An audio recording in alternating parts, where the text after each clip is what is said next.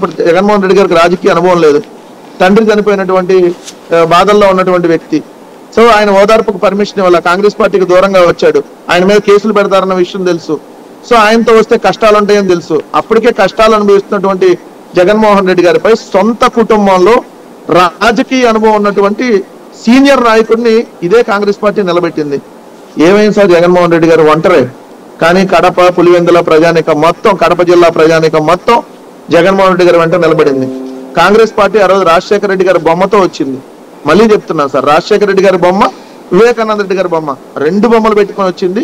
But Jaganmohan Reddy గారు రాజశేఖర రెడ్డి గారి బొమ్మ ఒకటే పెట్టుకొని YSR Congress party symbol fan గుర్తుపై వచ్చారు, వాళ్ళు హస్తం గుర్తుపై వచ్చారు. కానీ జగన్మోహన్ రెడ్డి గారిని ఎదుర్కోలేకపోయారు. దాని తర్వాత జగన్మోహన్ రెడ్డి గారిని నిలువరించాలని 16 నెలలు జైల్లో పెడితే అనేక డిబేట్లు, అనేక రాజకీయ పార్టీలు, అరే ఒక రాజకీయ పార్టీ నాయకుడు 16 నెలలు జైల్లో ఉంటే ఎట్లా ఆ పార్టీ నడిచిద్ది?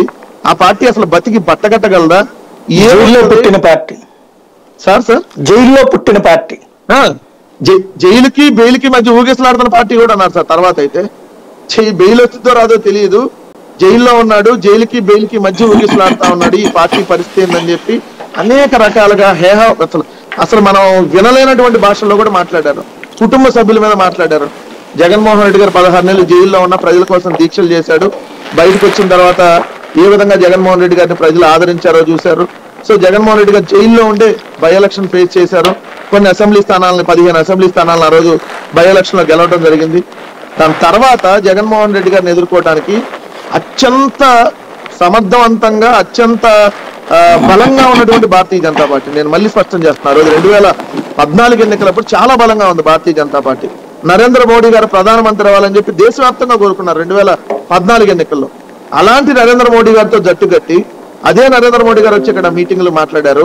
ఇక్కడ ఒక రాజకీయ పార్టీగా కొత్త రాజకీయ పార్టీని తీసుకుని వచ్చారు, పవన్ కళ్యాణ్ రాజకీయ పార్టీని.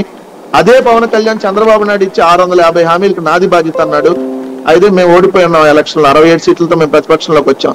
కానీ మేము బలంగా నిలబడ్డా కూడా జగన్మోహన్ రెడ్డి గారిని అసెంబ్లీలో, జగన్మోహన్ రెడ్డి గారి మీద వాళ్ళు మాట్లాడిన మాటలు, జగన్మోహన్ రెడ్డి గారిని 1,00,000 కోట్లు దొంగ అని ఇది అసెంబ్లీలో మాట్లాడటం, జగన్మోహన్ రెడ్డి గారికి మైక్ ఇవ్వకుండా అడ్డుకోవటం. ఆ రోజు కూడా జగన్మోహన్ రెడ్డి గారు ఒంటరి రాజకీయ పార్టీ పరంగా.